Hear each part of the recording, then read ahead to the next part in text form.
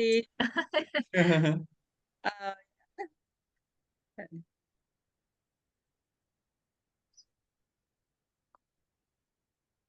Resume recording. Okay, so good evening, everyone. Welcome to Good evening.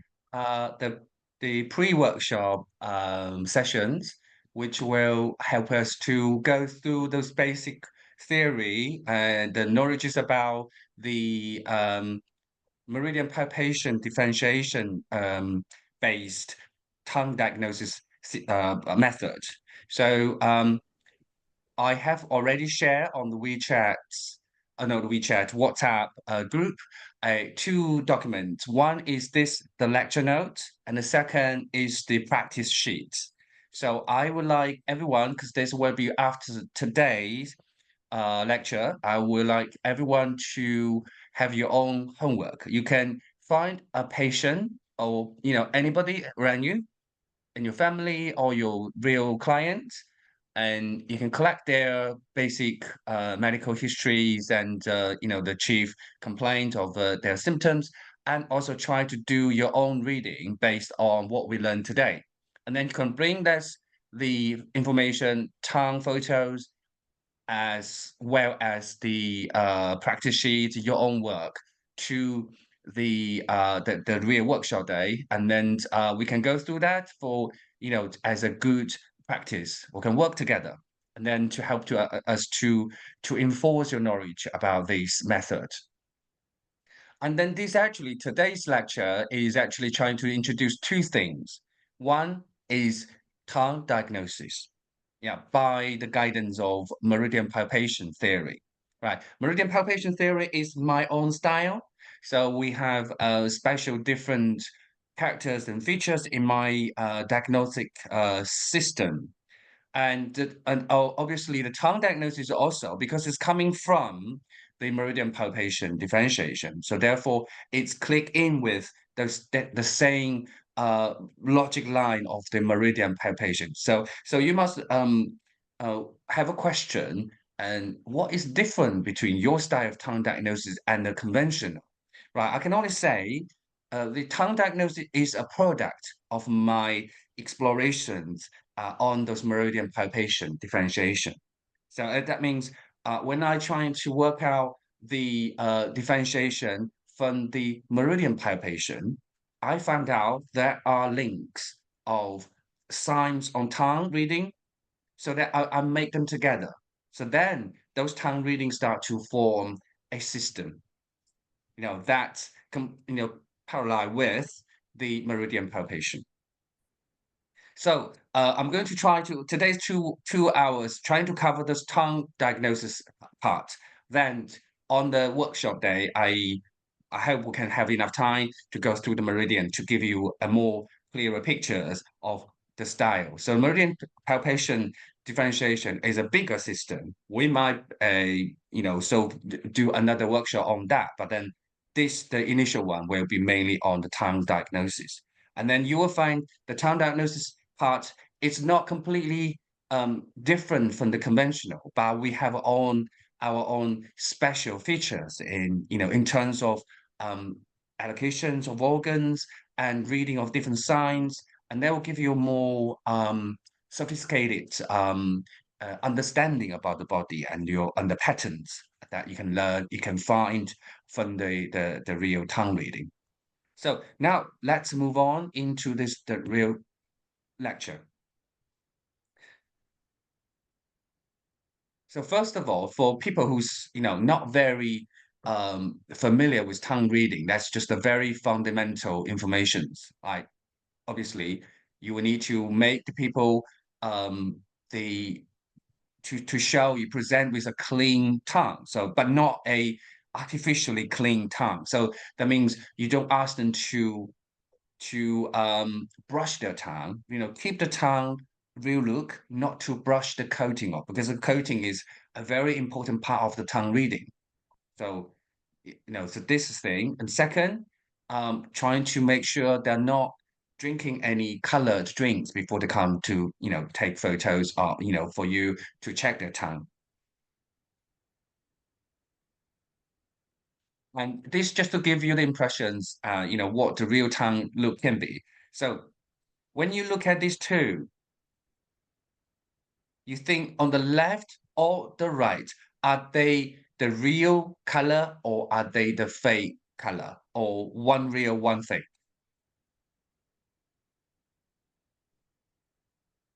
Anybody can tell me.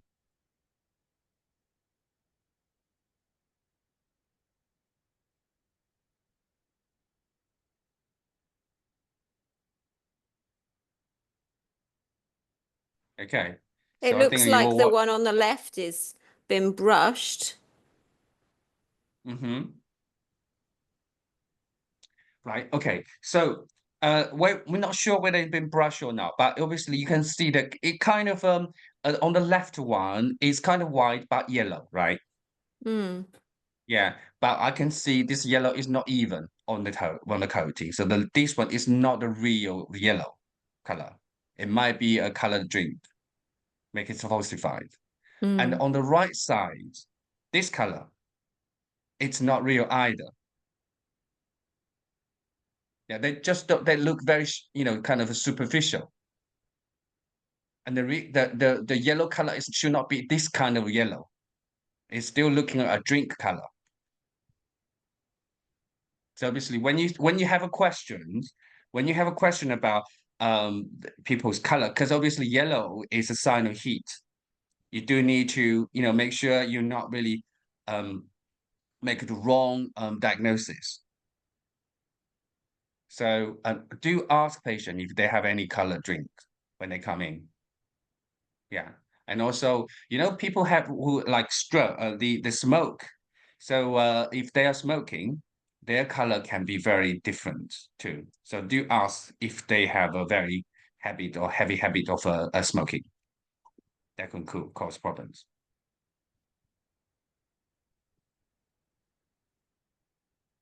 And one thing is because nowadays, we are not only just checking people's um, code, the tongue reading by just have a glimpse of their tongue. We tend to, with the convenience of modern technology, we tend to take photos of their tongue to be able to look at the still photos and to get more information for the tongue. Therefore, we do ask patients either if you're doing diagnosis distally, you ask them to take photo on their own, selfie photos in a bright, sort of lighted area, to get a good look of the tongue. But make sure two things very important. One is light.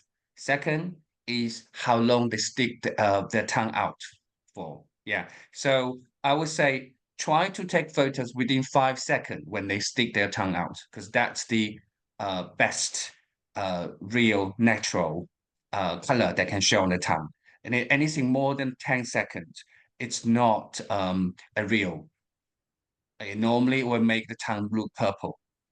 So if you do find you are taking too much time to get your photo, your camera ready, ask them to take the tongue back and then stick out again. Yeah, that's very important. And then a direct light will be better for the front look. And then we all ask people to take underneath sublingual. Therefore, those sublingual people can tend to either stick too much out.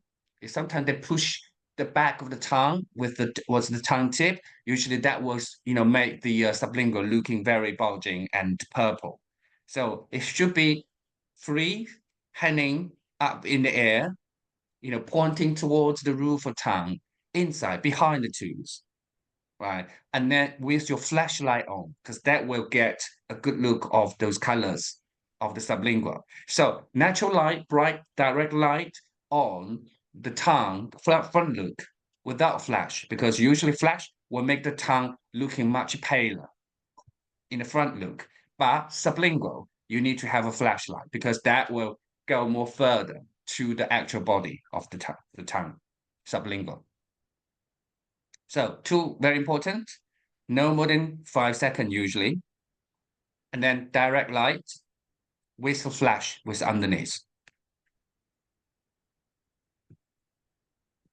Um, you must have a question about what actually is a real tongue, real healthy tongue, a normal tongue. this is the closest I can find myself.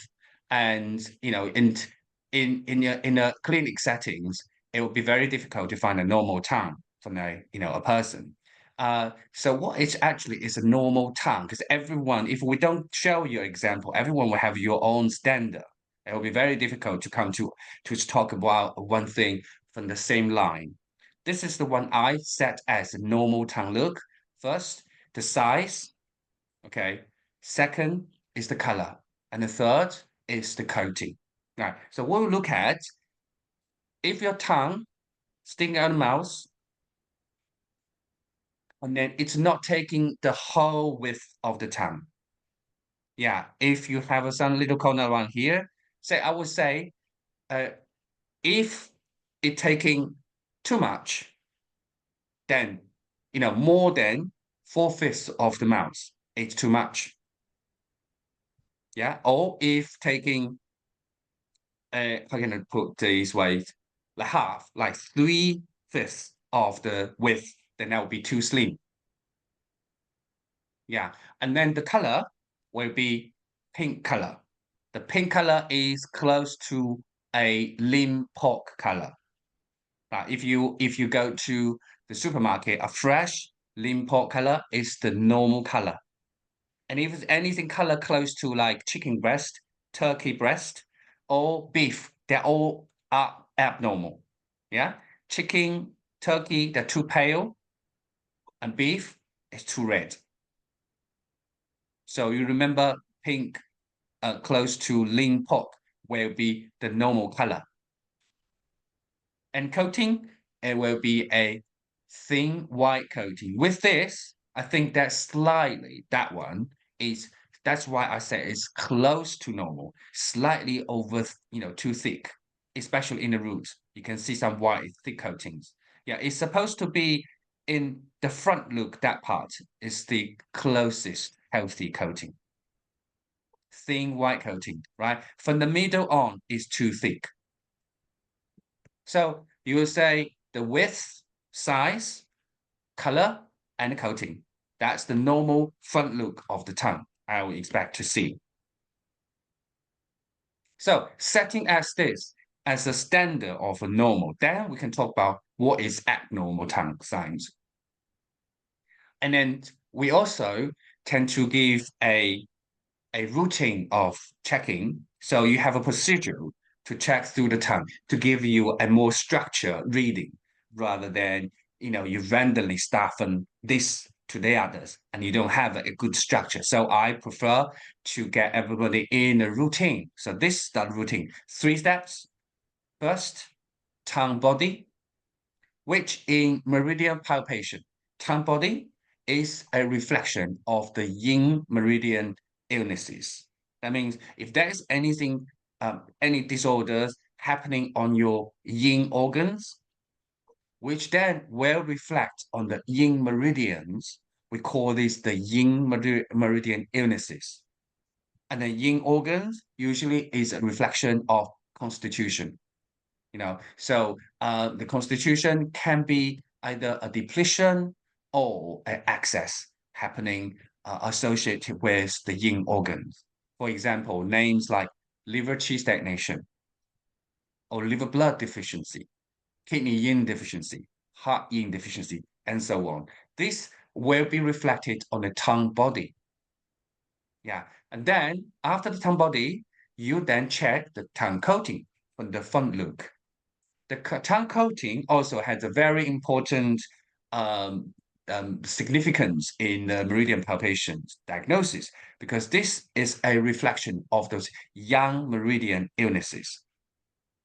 If you are not familiar with this term, young meridian illnesses, imagine what young meridian is for. For example, if you know anything about this 6 meridian or 6 channels differentiation, 太阳、少阳、阳明, yeah, these are all young.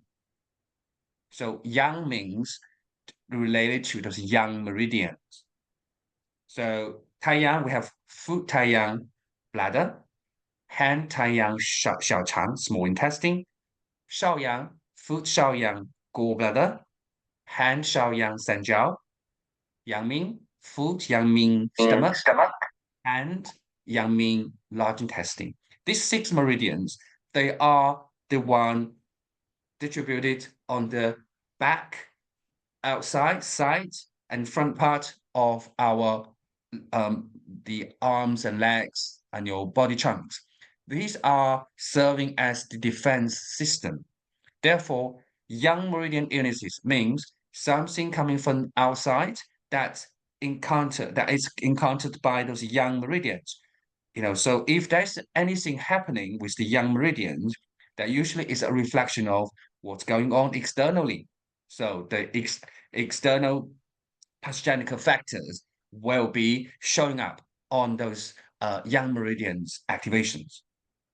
So apart from that, those textures of the coating also is a very important indicators for the pathology, secondary pathology, damp and phlegm.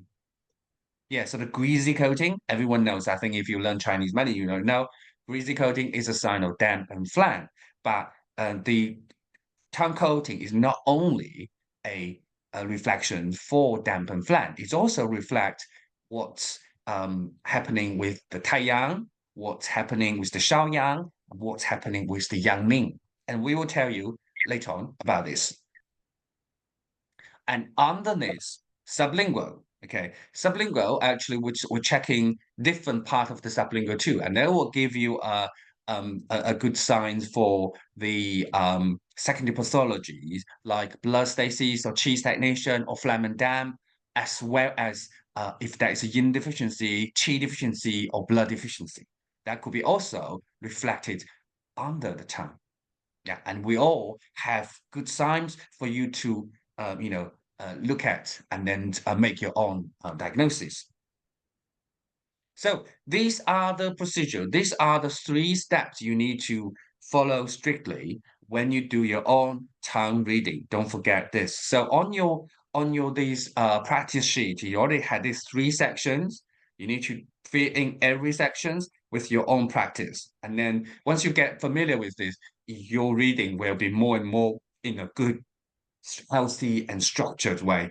And then that will give you more in details sort of conclusions and understanding about tongue. Next is the differential principle, the principle for differentiation.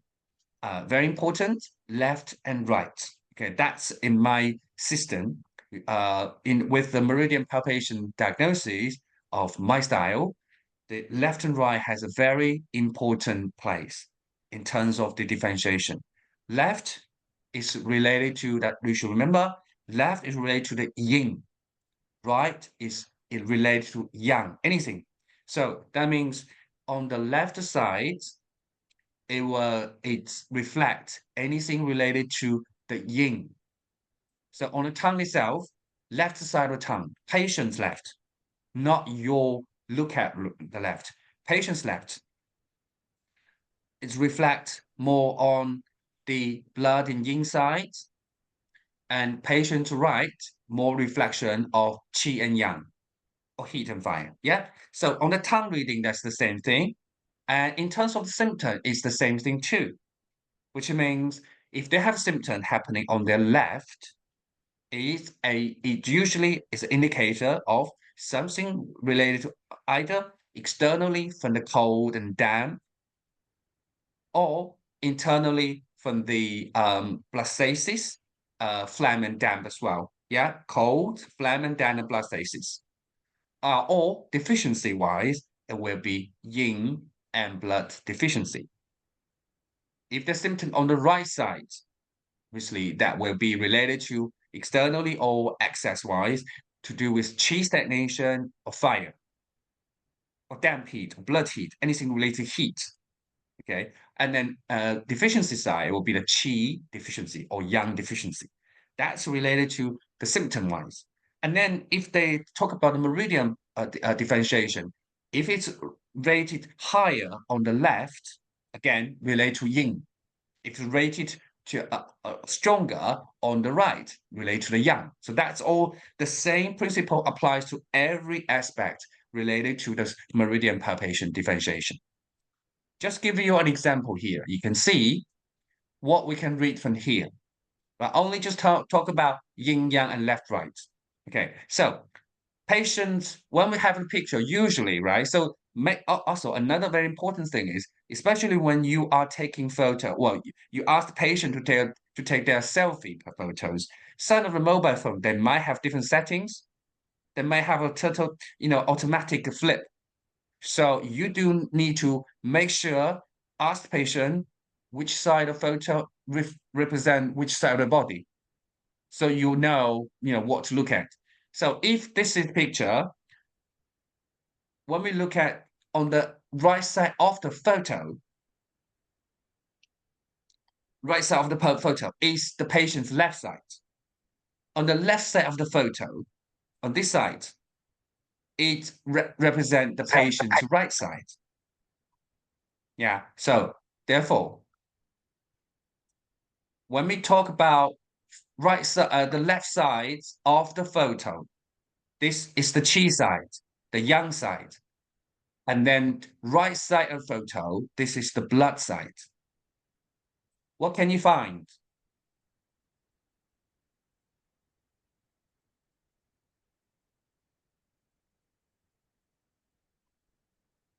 What we find is, you can see the bulging bit on the patient, right? Means on the left side of the photos is much higher than the patient's left side. Yeah. And then when you Is go that to chi stagnation then on the right? it is chi stagnation, yes. Yeah. And also, well, yeah, there's other things that you can see that it's even the central line. I will tell you later. Central line is distorted. You're supposed to have to see a straight line, right? But it's distorted. It's at here. It's curved a bit. That's also other signs. But obviously, you can see this is much higher and more bulging. Yeah, and that's the chi side. That's chi stagnation. Then when you actually look at underneath on this, the left side, which is the patient's right side, the sublingual here, you're supposed to have see two veins, one on each side. Again, on his chi side, much more pronounced than his blood side. Yeah, that means one, chi stagnation. Second, blood deficiency. Hardly any. Yeah, so that's what we say. When you can read this left and right, you are able to quickly figure out what's going on, and then there is something that look into. Okay, so anybody have more question about this? I just want to make sure everyone understand my teaching and. Sorry, Dr. Ria, I'm a bit confused. So the right sublingual vein on the right side is more visible. That shows blood deficiency? No, this No. on the chi side, on this left side of the photo, Exact. which is Okay. patient's right side, it's chi. Okay. So chi stagnation. Okay, on this right side of this photo, which is patient's blood side, the left side, it's much less noticeable. Yeah, so this is not right because you're supposed to see a kind of toothpicks that length of sublinguals. That's normal, and this is much less and all kind of scattered, not consistent. So that means blood deficiency. I see now. Okay. I missed Okay. that part. Sorry. Yes, thank you. Okay, so left and right, very important. I hope at least after tonight's teaching, you are able to remember minimum, at least left and right should be a very important principles. And after that, all the others will adding up. You can, every day bit by bit reading and then practicing it until it goes into your mind. Yeah. Then left and right, very important and very so a key, one of the key knowledge points you should remember from today. Right. So as I say, we're going to go through the procedures of the tongue reading now. And the first is to look at the tongue body. So tongue body reading is start for now. And tongue body reading also includes different aspects. There's the shape, that's the color, the texture, and allocation. These are the one that we normally look into with. And then we say tongue body is a reflection of yin meridian illnesses. Right, remember that. But the shape of the tongue, the color of the tongue, the texture of tongue, and organ locations are the main four aspects we going to go through with the tongue body. And what we're doing here is to give you some ideas of the most common tongue size and tongue shape, and then to help you to understand more with those diagnoses. For example, this puffy tongue with a broad and puffy tongue, right? That's different because obviously, as I say, a normal tongue should not take the full size of the mouth, yeah, and it's supposed to be not overstretched, not thick. It's supposed to flat surface. Yeah, so this one, puffy, because it's not flat, it's bulging up. So puffy tongue. Or it's dippy. On the right side, it's broad, but thin and dippy in the middle. Both these are not normal, right? And however, both of these are actually a reflection of qi deficiency leading to fluid retention. But they have different also other complications. On the left of this picture, the left picture, you have a puffy tongue with white with the two marks. You can see the two marks, yeah, and it's usually spleen qi or spleen yang deficiency with damp because obviously you can see the color very pale and purple color. That is some kind of coldness.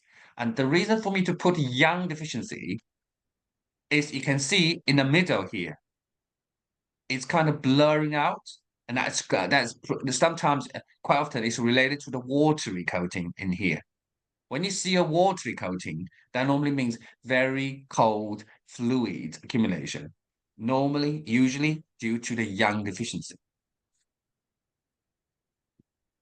But obviously with this tongue, there are a lot of other things we need to look in, like little cracks, usually a sign of yin deficiency. But we only talk about the size. You can see it's spleen and qi or spleen yang deficiency with dampness accumulation. Well, on the right side, you can this is kind of a curve, a broad tongue. You again, size-wise and shape, you have thickness and width, broadness. So both of these, if that over thick, too much thickness, or too wide, too broad, that both are the sign of qi deficiency. So this one the same. However, when you actually look at this tongue, you already notice it is quite a tender look tongue. And the reason for it is there is a yin deficiency here. And yin deficiency leads to the tongue, although it's qi deficiency, because those broadness with the tooth marks is indicating those qi deficiencies with damp accumulations. But because of the yin deficiency, it's not able to stretch the full size of tongue, so making the tongues like we can call a flattened balloon. If you have filled with enough body fluid, it will be a stretched and full size of balloon. But this one is kind of half blown balloon just because of lacking body fluid. What is the lacked body fluid? Yin deficiency, because obviously you can see the tenderness of the tongue. So the difference, this on the left side, qi and yang deficiency with fluid. On the right side, qi deficiency with some fluid, but also with some yin deficiency. Okay, so when you look at this, that the first slide was about those oversize.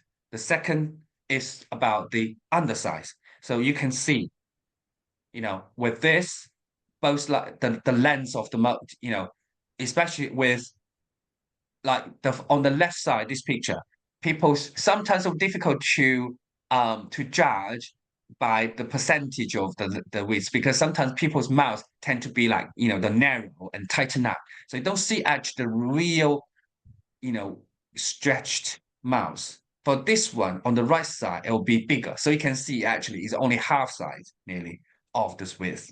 Yeah, on the left side it's less, but I would say if it's really less than third, so it's 3/5 of the width of the mouse, the fully stretched mouse, it will be very much a slim tongue.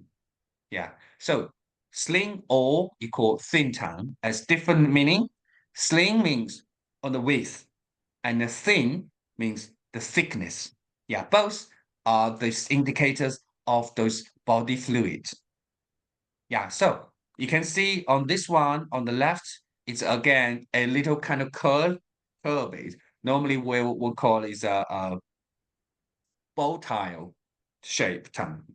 We'll talk about later about this shape. And it's usually a sign of yin deficiency or blood deficiency.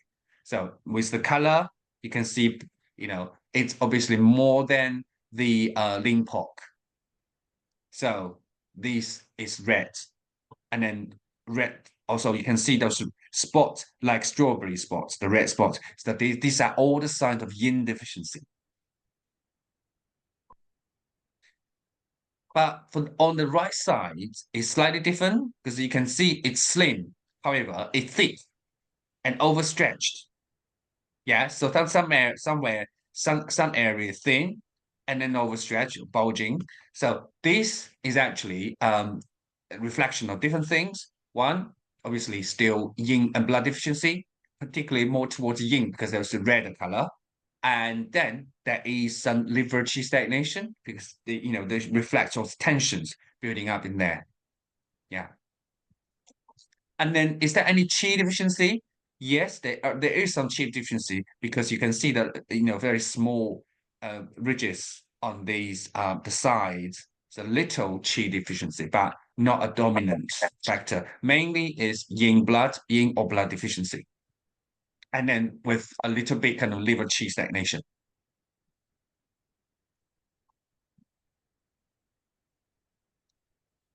Sorry, I think that's something wrong with this picture. Okay, right. So that's what about the size of the tongue body. Now is the actual shape. We have a special shape. Especially they have meanings for differentiations. We notice several most typical and featuring shape tongue to show you. One we call a spoon shape. Okay, spoon shape means it's narrow from the root of the tongue and it's sticking out. It's like a feeding spoons, from the deep of the throat out, out of the mouth. So root is narrow. The root belongs to the kidney area. So usually spoon-shaped tongue is a sign of kidney yin deficiency. Yeah, both of this. But however, there are differences you can see is on the left side of this picture is bulging again. When later on we talk about the organ the allocations, this bulging area it's involving the liver zones, so that shows the liver qi stagnation with a very dippy root kidneys and also a lot of red spots. Yeah, so kidney yin deficiency was liver qi stagnation. This is properly, but obviously it looked quite puffy and some little too smart. That also shows there is some qi deficiency. There is some spleen qi deficiency. And with the right side of this note, you could see a spoon shape, but also a little dippy areas and also little bulging area. There's more complications here. You can see some liver issues. You can also see heart and lung areas, weakness. Yeah. So, so that's why I put kidney yin deficient because of the spoon shape, but you also have liver, lung, and heart yin deficiency. Yeah, and the liver qi stagnation, obviously, too. Okay. Well, there is a spoon shape. Then there's also a opposite. If the tip of the tongue look narrow, then we call a peach shape. Yeah, the peach shape is like a peach sticking out with the little the tip of the peach sticking out the tongue. So here, narrow on the tip. Yeah, and then when you actually look at this tongue on the left, it also have a narrow root. So spoon shape plus the peach shape too. So narrow on both ends, broader in the middle.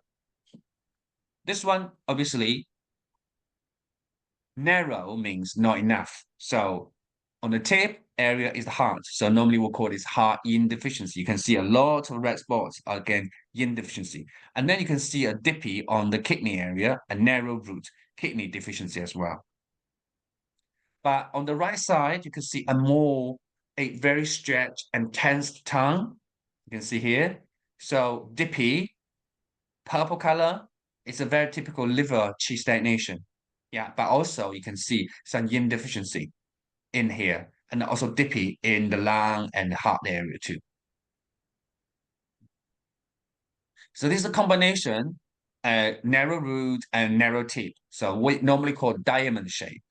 Okay, diamond shape means narrow root and narrow tip, and obviously it's usually a sign of both heart and kidney not enough. But these two pictures, left and right, they look slightly different, although they are all called a diamond shape. The left side is looking very, very tensed and rigid. So that's also indicating there's some liver qi stagnation. And on the right side is a typical yin deficiency. You can see the color and the deep cracks.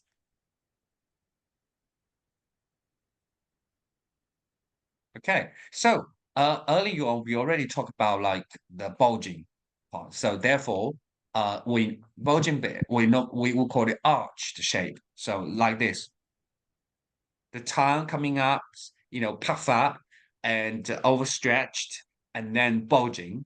This is called arched shape, right? But however, the opposite is not coming up; it's going down.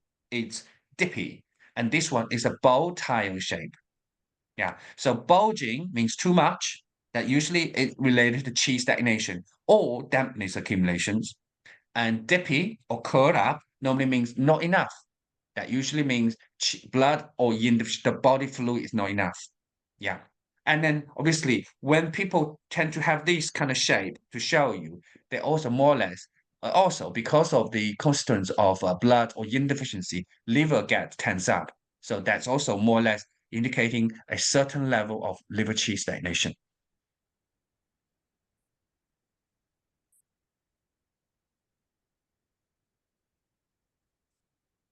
So that was about the shape. So remember the shape?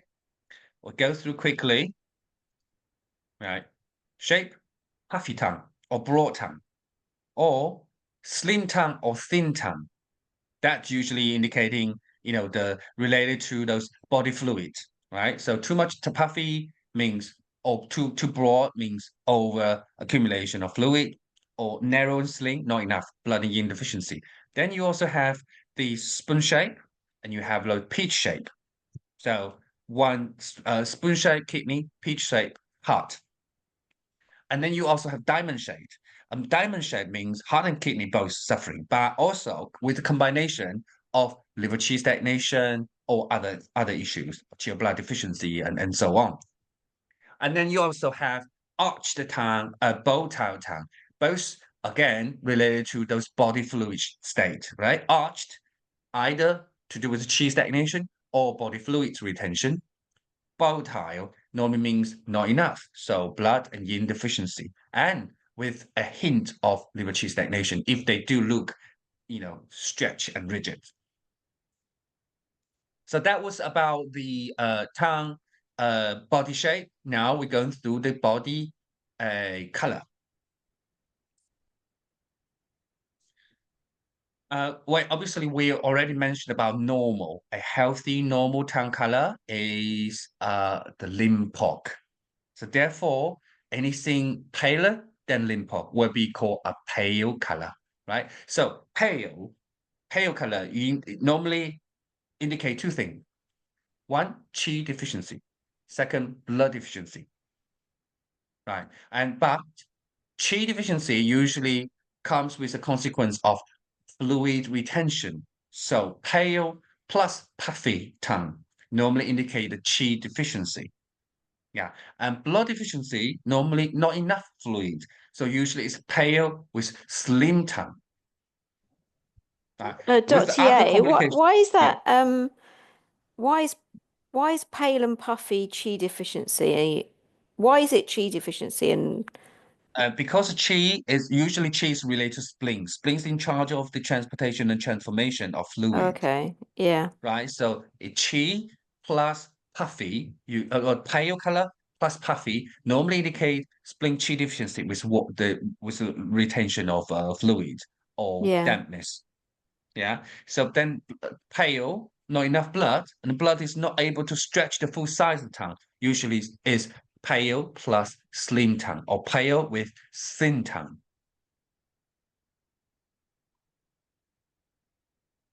Do you understand now? Yeah, okay. So the combination will be like here. So pale plus puffy, chi deficiency, right? Pale plus slim or thin, blood deficiency. But if with pale, puffy, and tender look, so like this one, tender look on the right side, it's yin deficiency. Yeah, this puffy, this pale, but looking very tender, yin deficiency, and qi and yin deficiency. And pale, slim, and tender normally means blood and yin deficiency because the both are not able to stretch out the full size of tongue. So pale, slim, or thin, and looking tender, then that will be a yin deficiency. So it must be a question here. What does the tender look means? Anybody understand? And if there, anybody can give me an example, what does the tender look means? I mean, you mean kind of soft? Tender. What if you give a like live example? What does tender means in a real life? Tender look. I would say it looks like meat.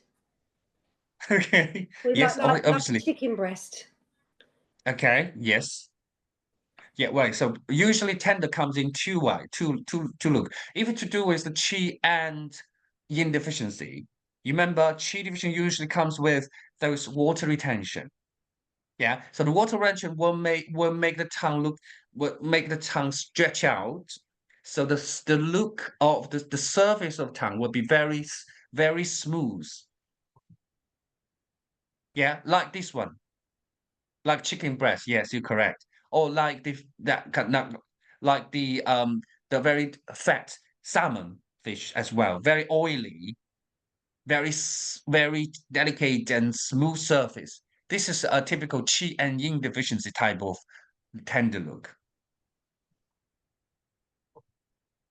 And then there's another tender look that will be like very purely like yin deficiency, and that would be a fresh raw beef. Again, the surface of tongue is very fine, very delicate and smooth surface, but looking dry, sometimes cracky.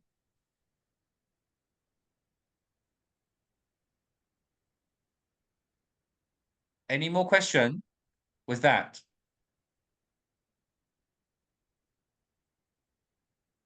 Maria, you look still puzzled. No? I'm not puzzled, just exhausted. Okay. All right, That's my fine. natural face. Well, I wasn't expecting you come, but I'm glad you come. No, I know. I've just come back from the hospital, so I'll put it straight on. Okay, right. You take care then. So yeah, well, I got this recording, so everyone can come back to it once we get it online. Yeah. Okay. So let's move on. Doctor, Yeah. I've got a question. Can we go back to the previous slide, please? Okay, yeah. So if there's a yin deficiency tongue, would it not look Mm. more dry? Because that tongue looks quite wet to me. Yeah, just because this is also qi deficiency. Okay. Qi plus yin deficiency So the yin with a deficiency would background be of fluid retention, so that looking very wet.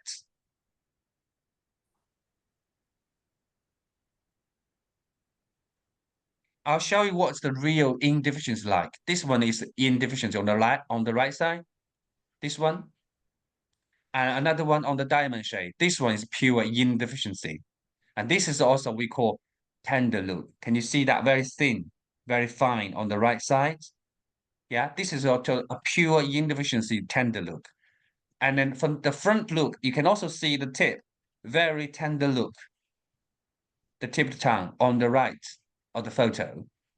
This is also yin deficiency type of tender look. And then we have a qi deficiency type of tender look. This one. And this look will be tender look on the left side. Can you see the tip? Very smooth. This is a qi and yin deficiency. On the left side of this photo. Yeah? Can you see that?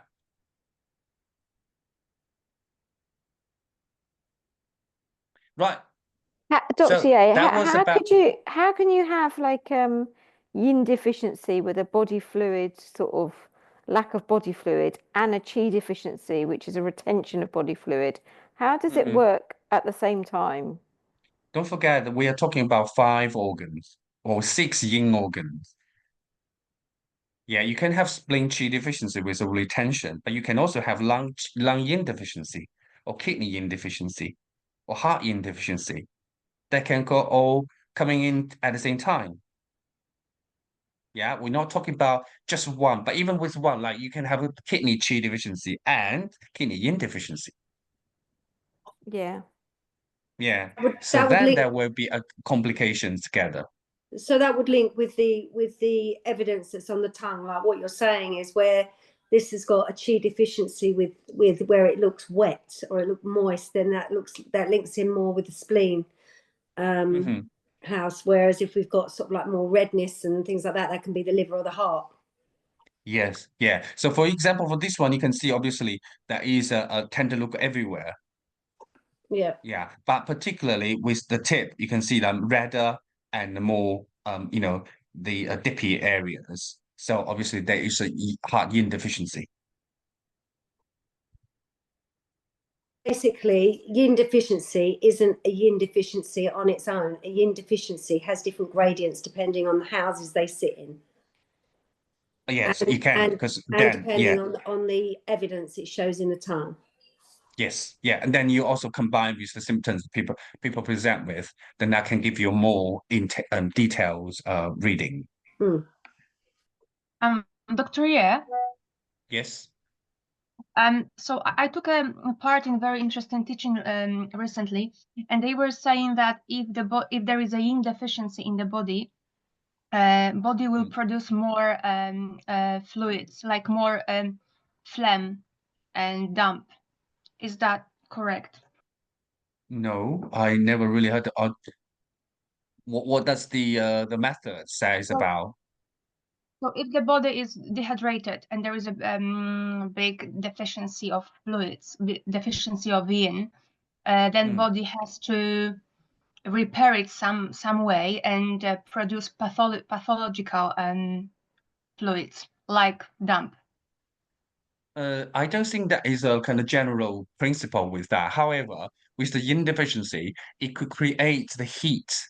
Then that could dry up some part of the area which can have a retention of fluids and stuff like this, and then turn into the phlegm. But I don't think that is a general principle of yin deficiency definitely coming with another part of the phlegm and damp. I don't think that is the case. Well, at least I haven't really seen in real case people will have this. That could be explained by my theory, So when you have like for example, the we say the phlegm is lung is the container, but spleen is the producer of phlegm, right? So quite often you have lung yin deficiency. Then lung yin deficiency will dry up the fluid that's coming from the spleen. Then they could come up with a phlegm, thicker phlegms. Yeah, but then you should not like overlooked or mislook at the yin deficiency. Right. Okay. Okay, let's move on. Tongue body color, you have the general, we call the purple color, purple tongue. We have 3 types of purple tongue to show you. And the first is the general look, the whole body color. When you look at this color, it's not the real fresh pork color. It's more an aged one, right? So it's not fresh. So this generally very purple. So that usually is a Shaoyang purple, I normally call. Yeah, Shaoyang is also the soothing meridians on the yang side to help with the qi and blood circulations. So usually Shaoyang get stagnation. Usually it will affect the whole tongue's color, looking like a purple and pale color usually. But with the real purple color affecting liver, we are looking at the spotty or stripes, which is the next one. When you actually look at this tongue, you can see the stripes also with like red spot. This red spot are actually a sign of yin deficiency that we call strawberry spot. But when you look at the back and here without the strawberry, you can see in here on the right side of this photo, there's a stripe of purple color.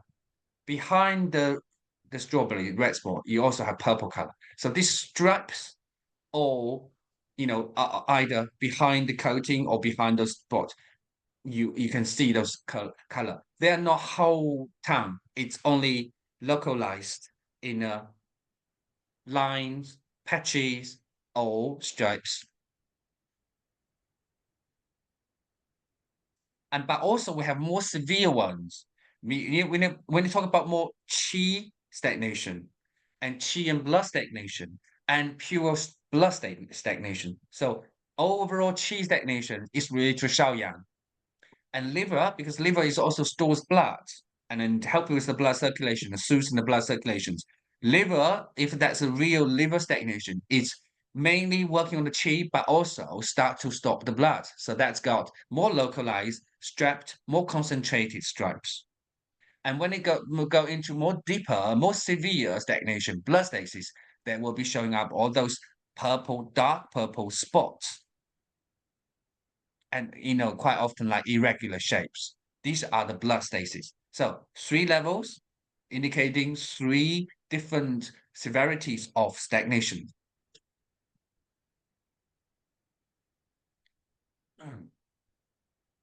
And so also color. So we already had the purple, we have the pale, now we have those red color.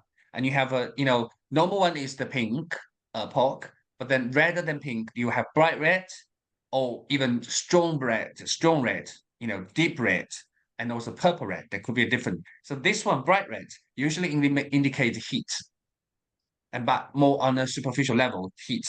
So we'll call the qi level, if you know the 4 stages, qi level or yang ming heat. Yeah, with that.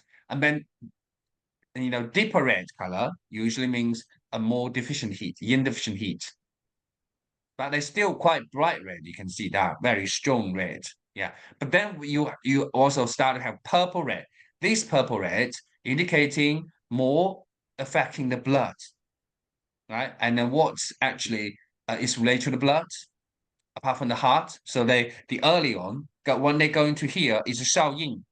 It goes to the kidney and heart, this red. When it go to here, purple, is going to the Jue Yin, go to the pericardium and liver. So these ones. So normally yin qi, jue yin or blood levels. Another one is to do with the textures and then cracks. And you have those different cracks, right? the very important note here is the cracks can happen on the coating or on the body, right? So the coating, for example, what is the coating? When you look at here on the right side picture, in the root of the tongue, can you see those cracks? Yeah, these are the cracks on coating. These are not the one we talk about yin deficiency, right? Usually, cracks on the coating means qi deficiency with damp. Only the cracks on the body itself, like on the left side, the cracks on the body. This is actual a qi, the yin deficiency. Obviously, this time we have already seen early on. We say that qi and yang deficiency, which is like watery coatings, yeah, puffiness and everything. And then the cracks means the yin deficiency, and all the other signs indicating the qi deficiency or yang deficiency. And on this side, the same, oversized. So it's water retention, qi deficiency. You have 2 marks.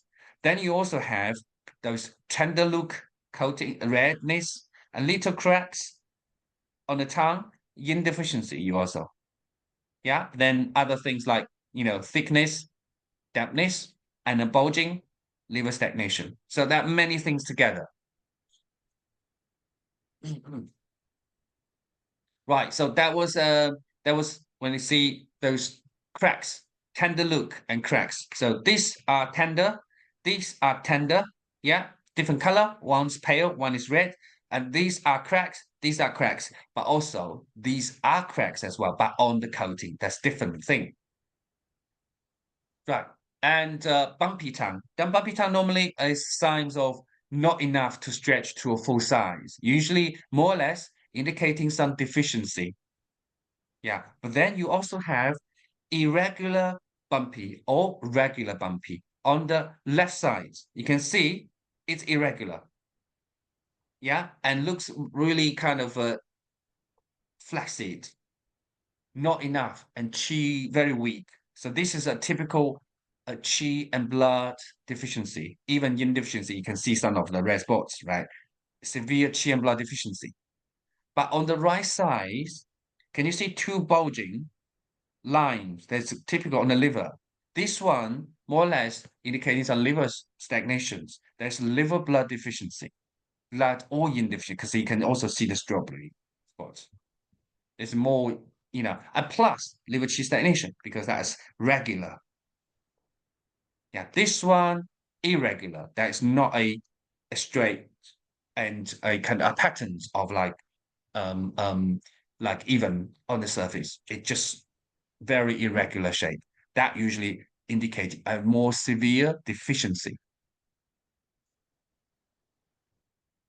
And deviations. Deviation tongue, if it's very slightly deviated, normally it's usually indicates Shaoyang province. For example, on this side, Shaoyang's tongue already indicating that you can see uneven left side. The coating itself. Shaoyang, there are 4 signs we're going to talk about later, yeah? And four, both sides. And then Shaoyang. But when it's very severely deviated, normally it's a stroke.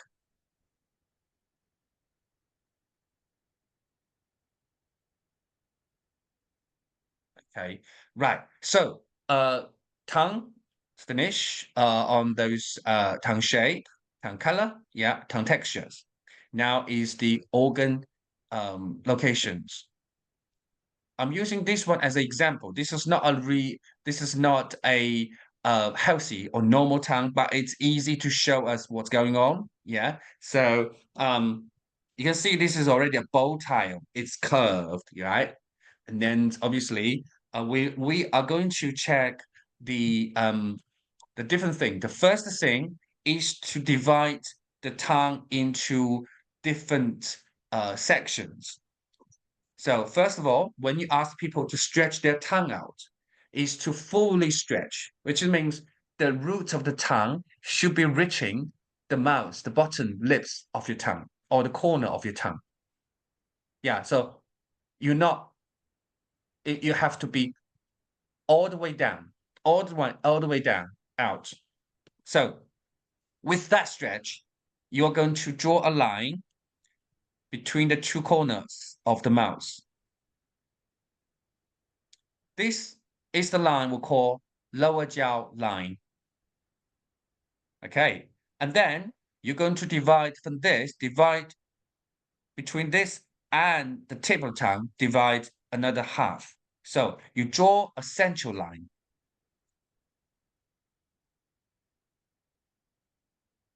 Okay, central line through the tip of the tongue, making to the almost equal. Well, if the patient's tongue is equally distributed left and right, it's easy. If they are not, you still trying to draw a line along this visible line, central line of the tongue, right? For this patient, you can see the central line is not on a straight, okay? It's kind of this. Yeah, so it's this twisted, deviated central line. So then with this line, when it's crossed with the lower jaw line and the tip of the tongue, you're going to draw a line in between. So in half of the length. I'm slightly sort of lower, but well, just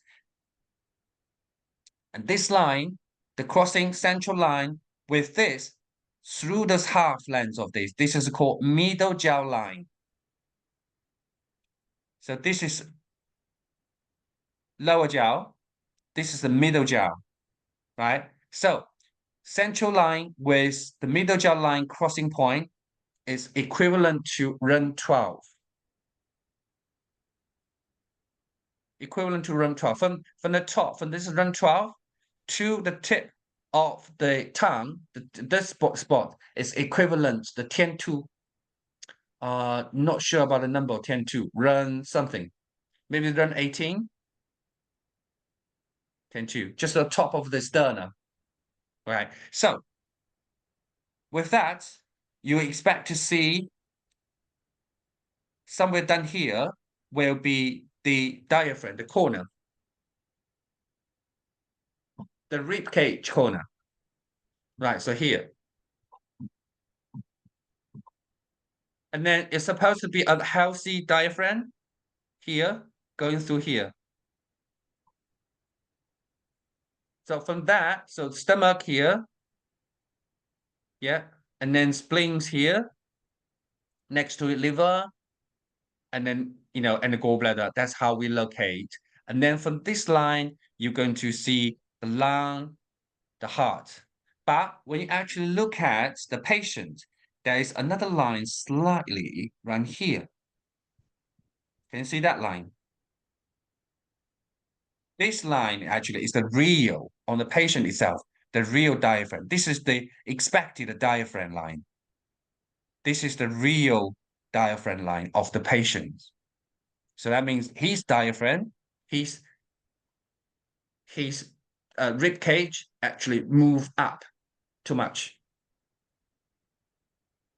That's how we found. So basically, what we are going to check is when you're trying to set these lower jaw line, middle jaw line, central line, then you are able to find out where the stomach is. Run 12 is.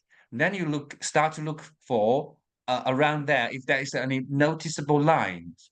Yeah, those lines are normally what we call diaphragm line. Diaphragm line is a abnormal pathological sign of the patient, right? Usually it's a sign of Shaoyang pathologies.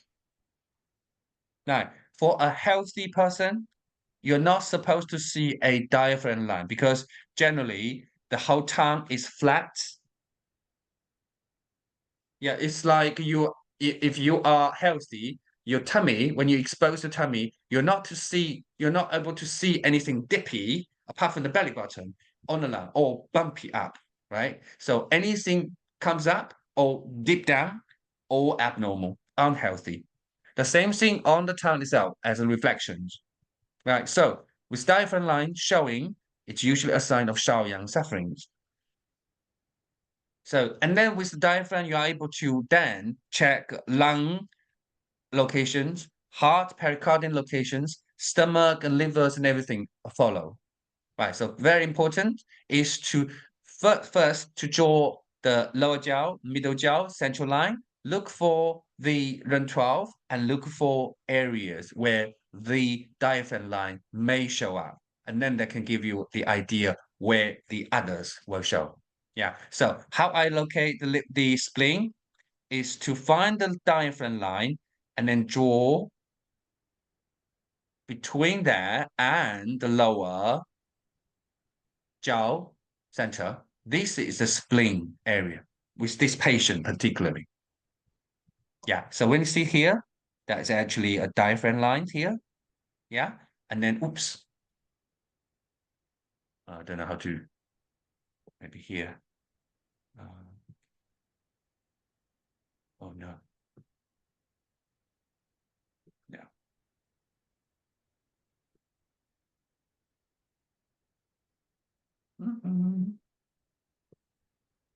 I don't know how to. Anyway, so you can see how we work out the spleen, yeah, spleen areas is because when we find out diaphragm line on the real case and here, and then you do lower jaw line, and you can see exactly around here.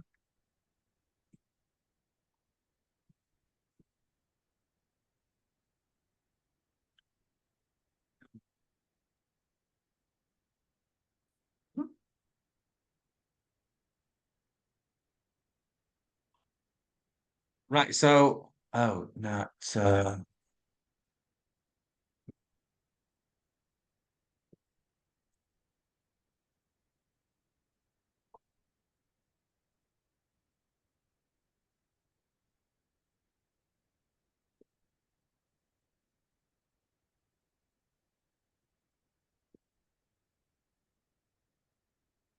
okay.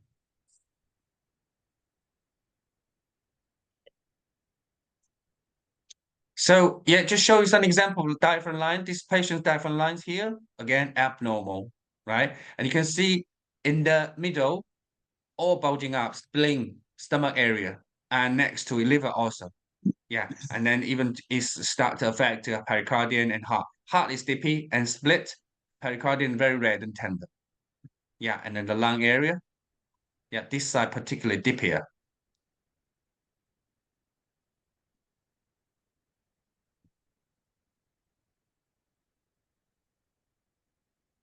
Do we have time? I think we already gone through an hour, right? Okay. So when we look at this, we already have, we're trying to get where the diaphragm line is.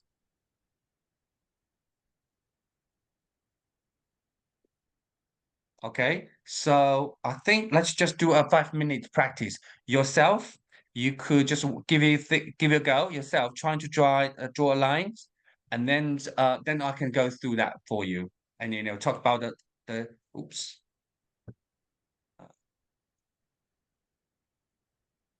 Oh. 刘建平大夫，你这上面画东西了。来，we already have，可能我们不能要用这个。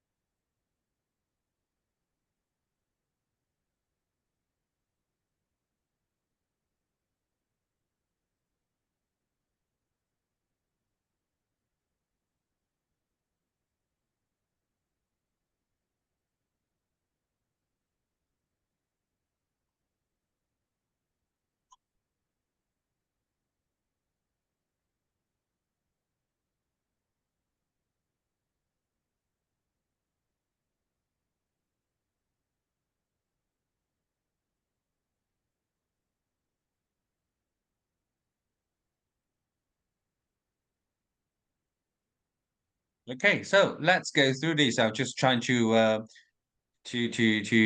let everybody follow my my thinking. Right. First of all, we talk about body shape. Okay, body shape. So the tongue shape. What would you say? I think this is the puffy tongue, round, thick, broad, and puffy tongue. Right. And the color, I could say this is the light and purple. It's difficult to tell. It's because it's covered by the coating, right? So for this color, I can only put a question mark. Until we check the sublingual, we are able to see a real look of the tongue. The reason for me is because it does look pale on the side, but because it's being affected by the coating. And also I notice a lot of red spot. That's the yin deficiency sign, strawberry spot. So it might be underneath really red and tender look. So we don't know yet. And the texture, it's puffy. So broad and puffy tongue, pale color from the loop from the front, slightly tender with tooth marks. That's how we say these first three. And location, the location mainly diaphragms, okay? And also now we're looking at how to draw the lower jaw lines, right? So anybody want to have a go? You from your end, you can show, you can demonstrate your side, your thinking.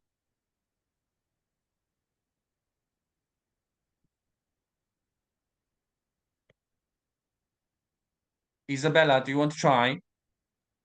Yes, but I can't use that pen. I can't draw. I think you can. Just go, just click on those when you move on.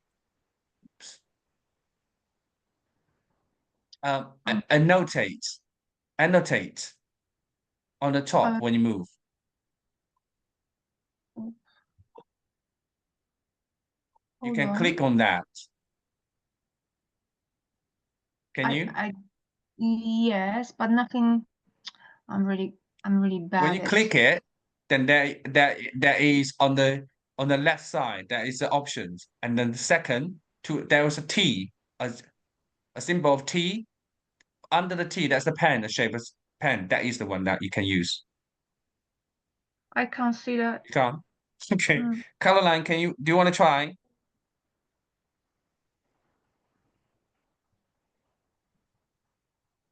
I also don't have that ability here. I think you might have it because you're the presenter, but I don't have it. Okay, all right. In that case, okay, I will do that. First thing, this tongue is not Oh, Dr. fully Chair, stretched. Oh, I sorry. do have it. Yeah, we have it. Yes. I do have You it, are yeah. right. Yes. Okay, It's, I who want to think my try pen, then? I my can, pen is working. Caroline, have a go. okay. Caroline, okay. So, I mean, I'm thinking that this, can you see my pen? Uh, I don't see your pen yet. Okay. Right, hang on then.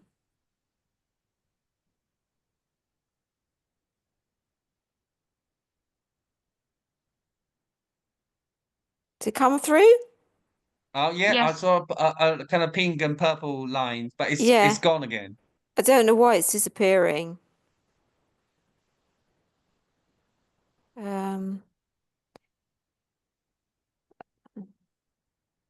I think I think this is the lung area. You probably can't see my pen. I can't see your pen. Yeah, no. Sorry.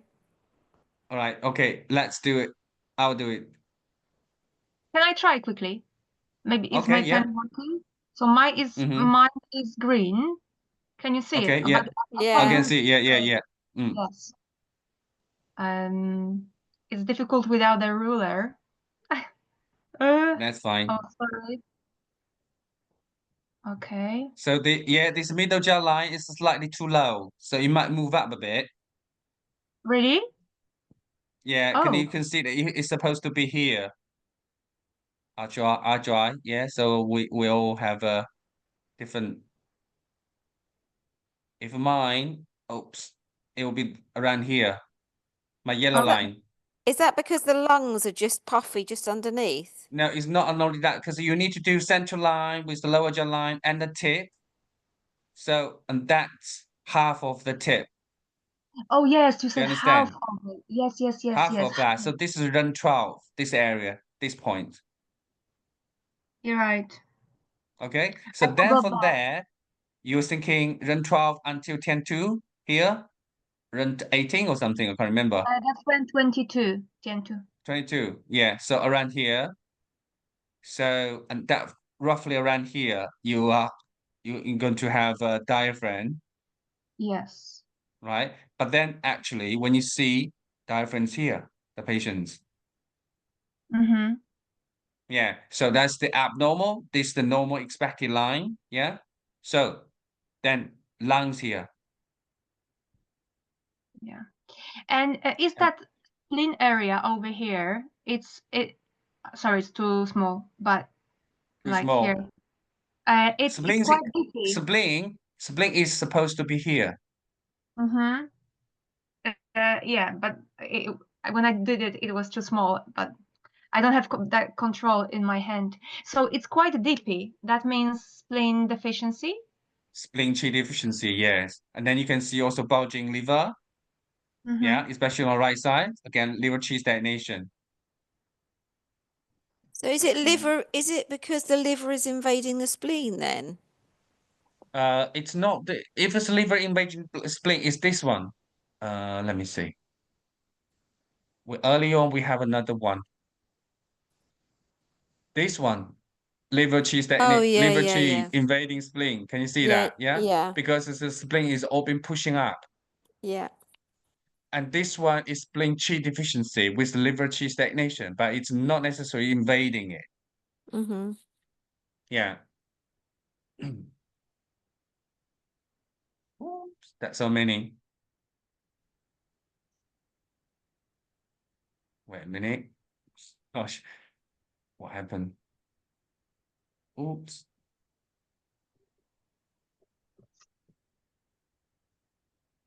Something.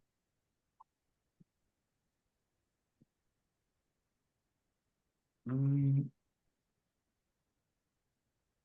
okay, yeah, so that's easy now. So, right, just quickly go through the area. Heart and pericardium is from the top of the diaphragm line, the actual diaphragm line of the patient, to the tip of the tongue. This will be the area heart and pericardium is. Yeah. And then the top is pericardium, the bottom is the heart in my system of diagnosis. And then with this one, it's also, you can see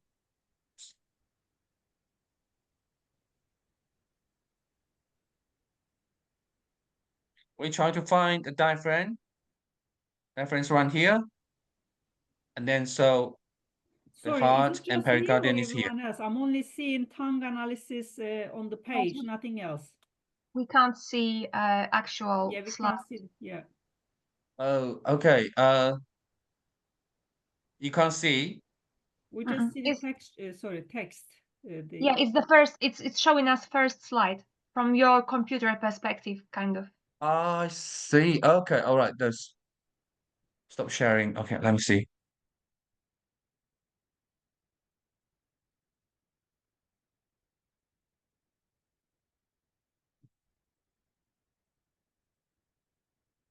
Can you see the slides now? On the Yeah. slide 28. yeah. Okay, and now it's enlarged pictures. Yes. Yeah, so it's on the kind of play mode. So now I redo the annotations. So can you see my drawing? Yes. I'm trying to see what I can find this diaphragm line. Yeah, and then so therefore heart and pericardium is here. Mm. And then you draw a half. The top is pericardium. Can you see pericardium like bulging up? That's line. Mm-hmm. And then this is heart area. So, and with this picture, you can actually see diaphragms lines here. And then, so therefore, heart and pericardium areas here, half of it. So you can see dippy means Qi deficiency can be, yeah. But then also split also means yin deficiency. So pericardium, and it have to be all through the diaphragm line. Okay, so let's complete that. Then we move on.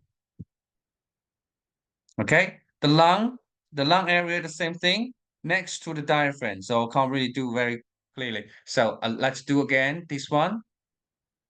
And so diaphragm line sometimes tricky because you sometimes find it difficult to find it, but once you get more used to it, you'll be able to find it. So like this one, you can actually see that's diaphragm line here. Okay, so pericardium and heart here. So therefore, this area are all lung areas. Okay, and then this very obvious, these diaphragm lines. Diaphragms here, okay, is moving downwards and very dippy. And then so therefore, this area is pericardium and heart. These are the lung area.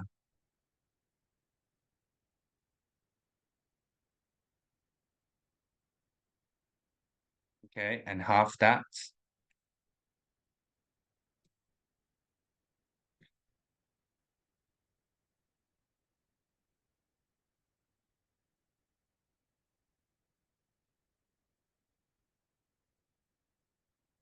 Oops. Okay, liver and gallbladder area. Let's do again. I would like to show you the diaphragm line. So the diaphragm line is somewhere down here. Then we're going to do again heart and pericardium, the lung area, and you actually can see this person's left side lung is narrower than right side, yeah. And then the spleen, that's the lower jaw. So spleen is here. Then next to it, this the liver. Oh, sorry, that's too long. But actually, you can see the liver is protruding into the lung area. Yeah, so it's a long piece of bulging. So it's actually the liver is overriding on the spleen. Oops.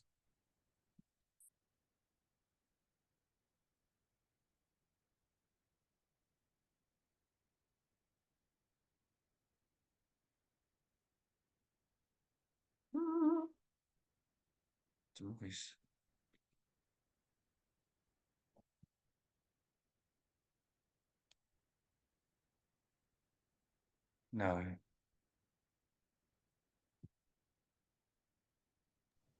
You could use your eraser, Dr. Ye. Yeah, but then because I need to go back to I'll go back to the previous page, and all of a sudden it just took me away from that.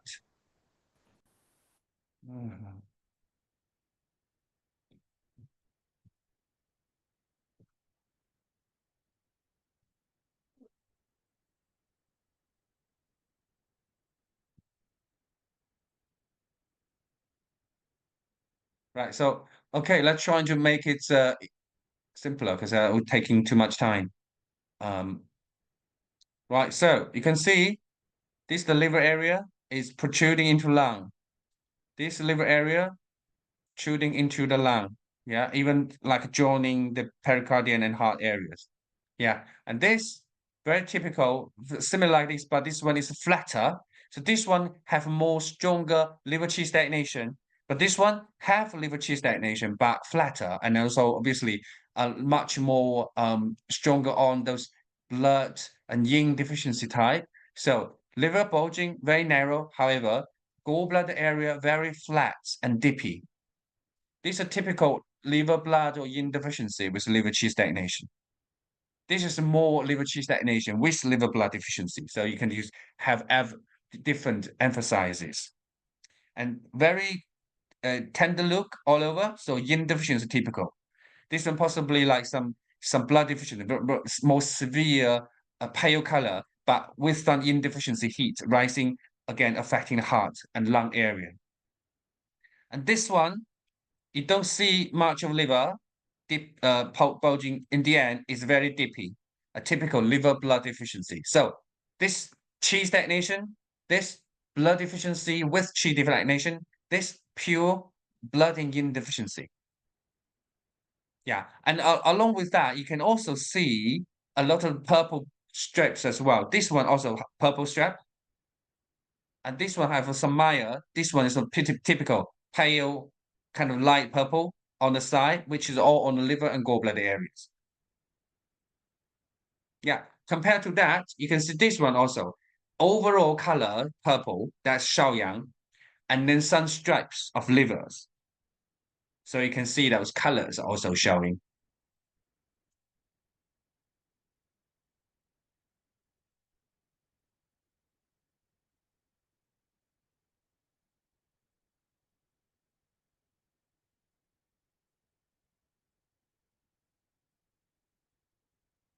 Right, next, the kidneys. Right, so kidneys, how to find the kidneys is basically you need to again draw a line, lower jaw line. So throughout this area, half front, half back, oval shape. This is the area that reflects the kidney and the genital systems and urinary systems. Yeah, and then also the front part indicating the intestinal colons areas, the bottom part indicating the urinary and genital systems. Sit next to it on both sides are the actual kidney area. So kidney area and front part, colon, bottom part, genital and urinary. But these locations, divisions are not very strict. Overall, you can only just see they are most of the time they affect each other, especially when they are accumulated with dampness. The dampness not only just overflow in colon, it can be overflow into very often both systems. The top and bottom can be all covered by the thick coatings. So we normally call this 下焦 area, the lower jaw area. So in the top half of this is overlapping with the spleen area. Obviously, you can see because that's related to digestion system. Sorry? Anybody yes, has questions? Yes, I do. Can you please repeat, Dr. Yeah, the lower part was urinary genitals? Is that Yes, correct? urinary genital. So I mean the Okay. front part is the colon, intestines. The bottom Colon. part, bottom half is the urinary and genital systems. Bottom. Yeah, Thank you. and then next to it, the kidneys, left and right. Yeah, so on the left side of the photos, it's the right kidney, and then the right side of the photos is the patient's left side, is the kidney yin. So kidney yang on the right, kidney yin on the left of the patient.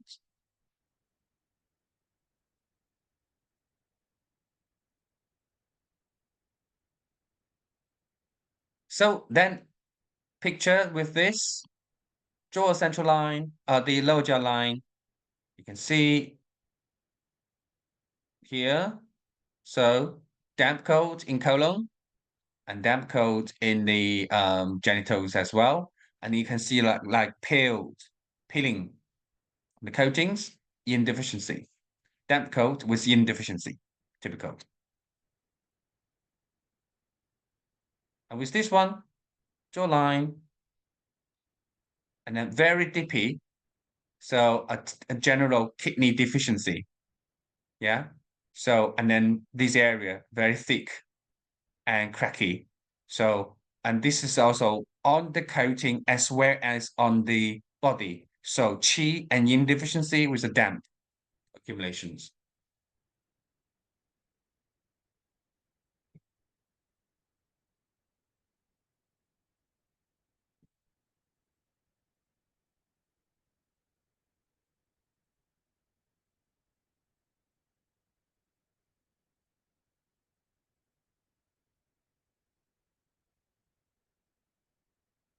Right. So just a brief review of the tongue body reading. So we say we're looking at tongue body, the shape, the color, the texture, and the organ locations, right? So the shape, normally the thickness and puffiness, the thin and the slimness, or the spoon shape, diamond shape, peach shape, uh, and the also bow tie shape, arched shape. This is all the different special featuring shape diagnosis. If you can remember, if you can't, always go back, review until it gets into your brain. Yeah, and then tongue body, the color.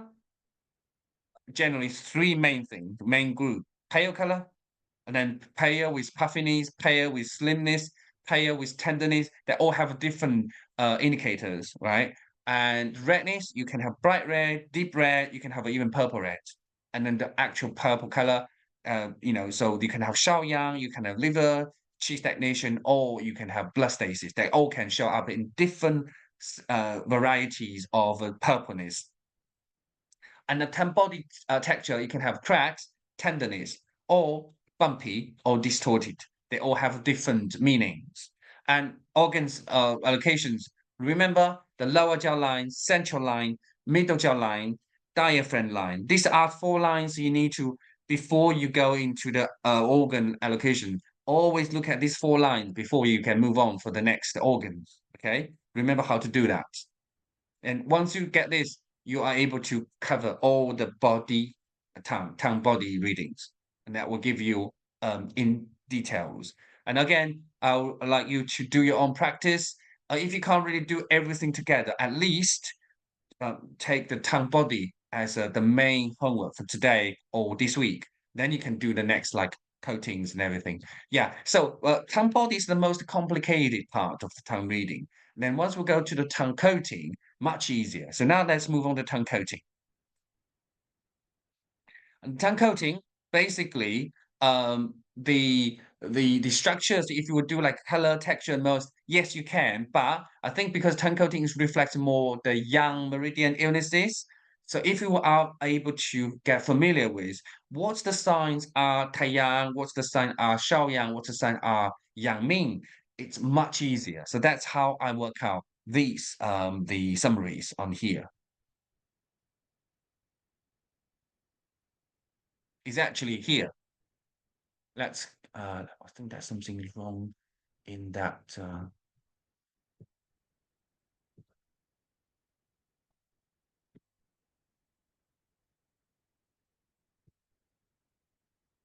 okay, that's fine.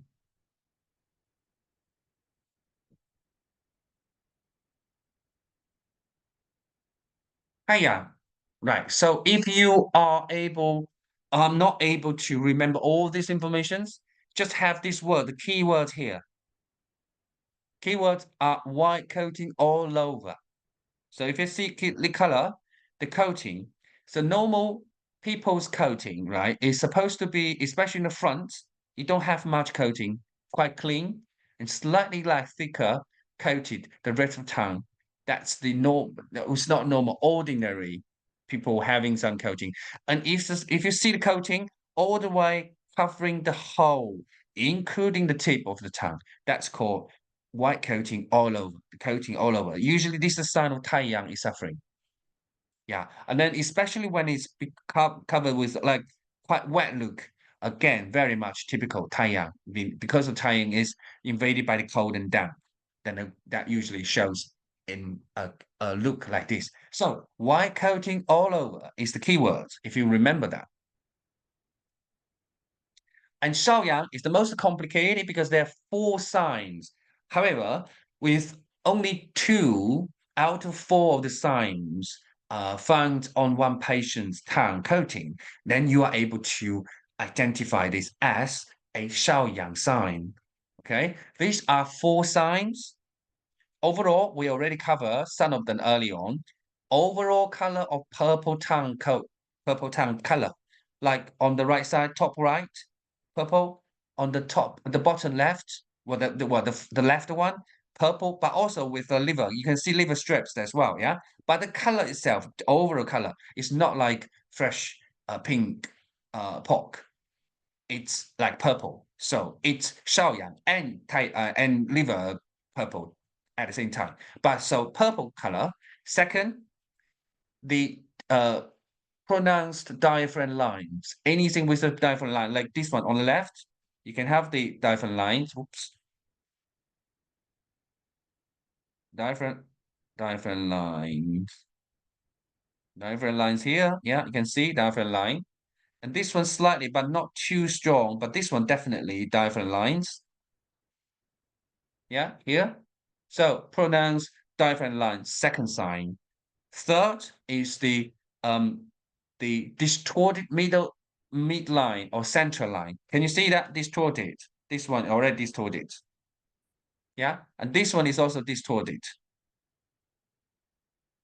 This one questionable, slightly here.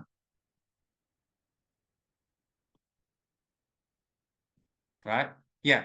Last, uneven coating between left and right. So you can see this coating like this one. You can see this longer, this is shorter, this one thicker, this one thinner on the left. The same thing with this one. You can see longer and shorter on this side, on the cheese side, thicker on the blood side, thinner. So the density, the length, the areas, or the width, they're not the same, not even, then usually it's a Shaoyang. So 4 signs: purple, diaphragm line, central line, and uneven left and right. These are the 4 key terms for those 4 key signs of the Shaoyang tongue.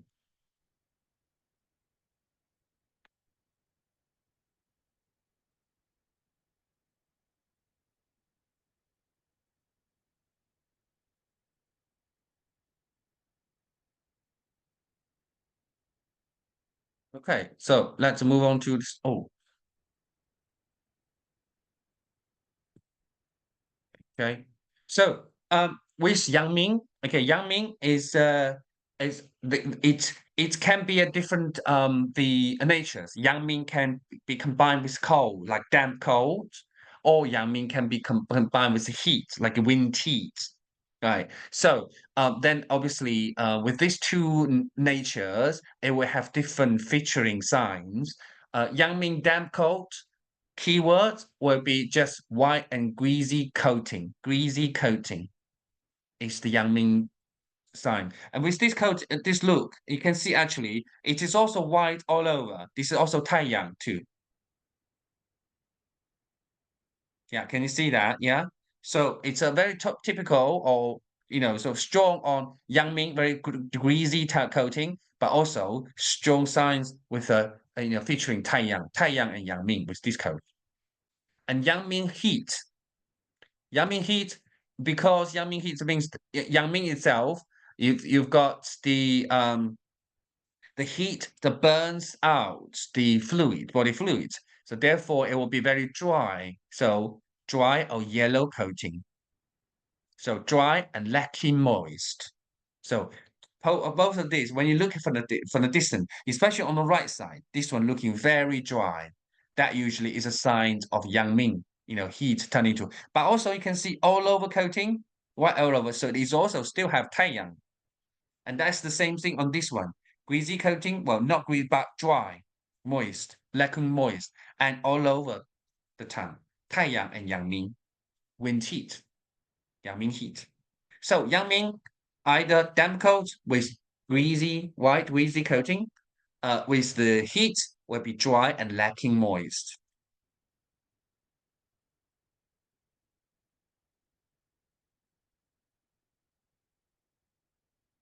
So tongue coating easy.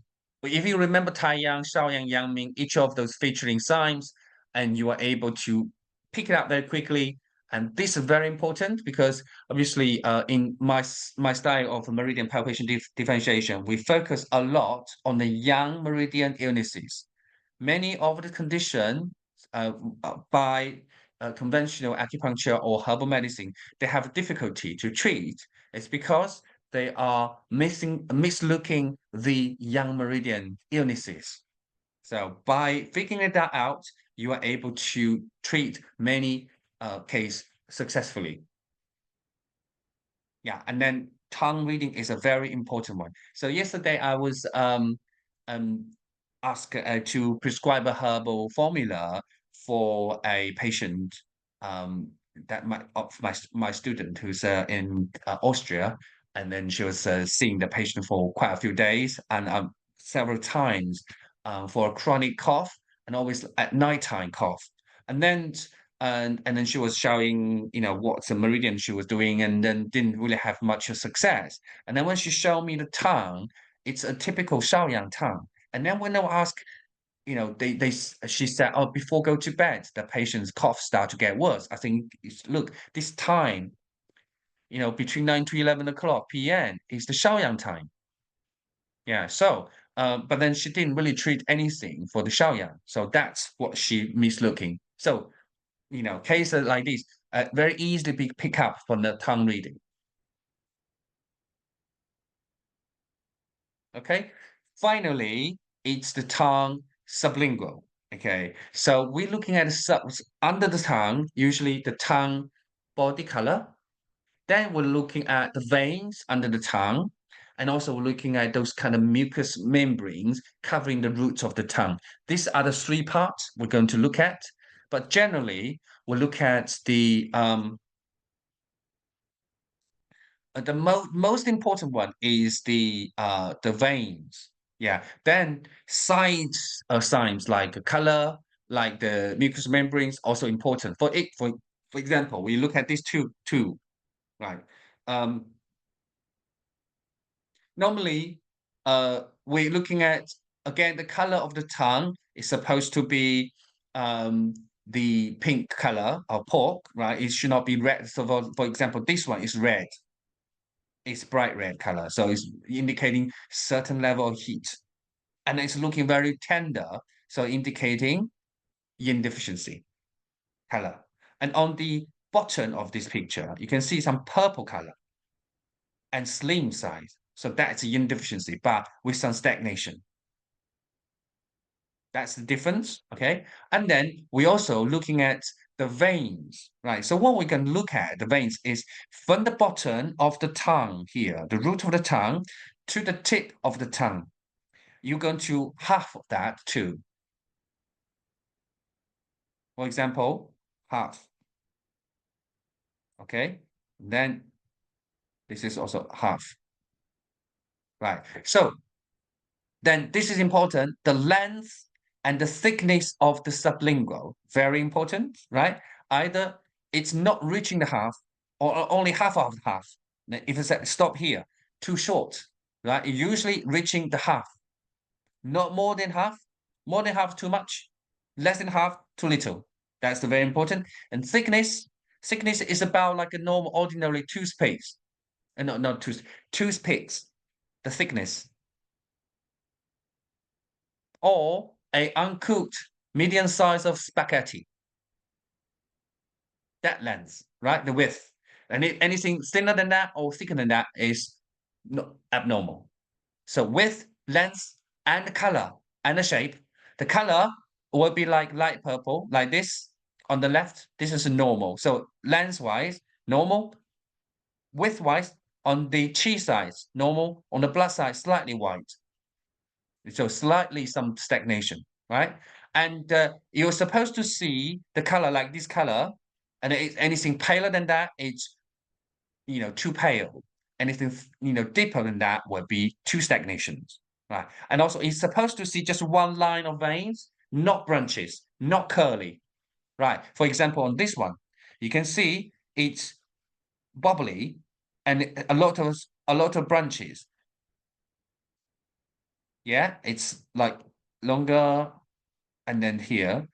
But it's very, very broken. It's not consistent. So it means there's not enough to move through, or stagnation badly. So stagnation, branches means too much pressure inside. Bubbly and curly, also too much stagnations and pressures. Oversized, again, too much stagnation and pressures. Yeah. But um then we're going to also look at the mini veins. That means out front the veins. This one doesn't have much of a mini vein showing, but this one have a lot of mini veins. Can you see those areas? These mini veins. Yeah. This color, when it's red, means heat. When it's purple, means stagnation. The redder, the more hot. The hotter, the purpler, the more stagnations. At last is the white membranes. You can see this one actually, the bottom. Can you see those white kind of, a layer covering the surface of the veins? On this left side, this is what we call normally close to normal. On the right side, it's abnormal, right? You can see those white coatings, white membrane. These are the sign of phlegm and dampness. So therefore, three aspects we'll look at: the overall color of the tongue, sublingual tongue, and the veins and the white membranes. That's three aspects. And the vein itself, you look at the thickness, the length, and the shape. Yeah, and the mini veins.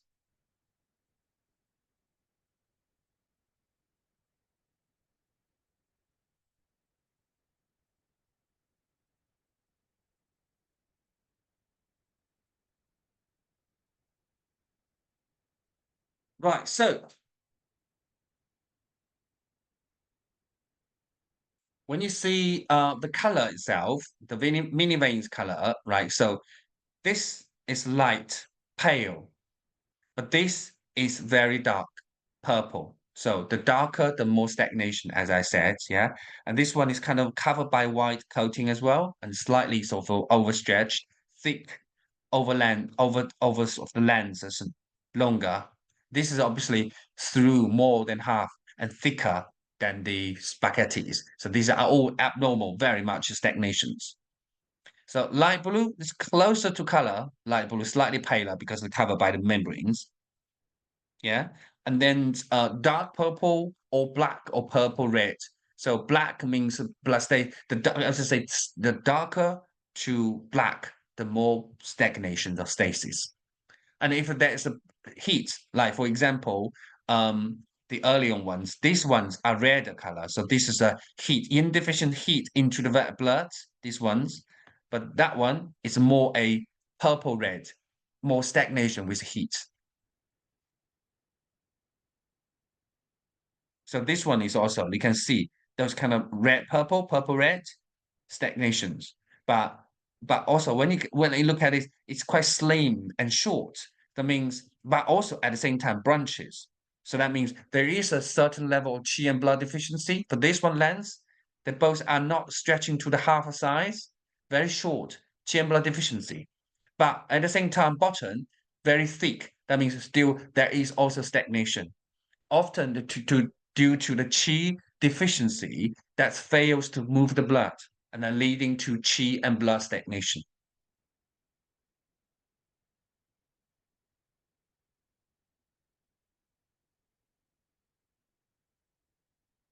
Yeah, the same thing. You can see this, this is shorter on the qi side, shorter, obviously, qi deficient. And with this side, the same thing, qi side slimmer and shorter, all due to the qi deficiency failing to move the blood.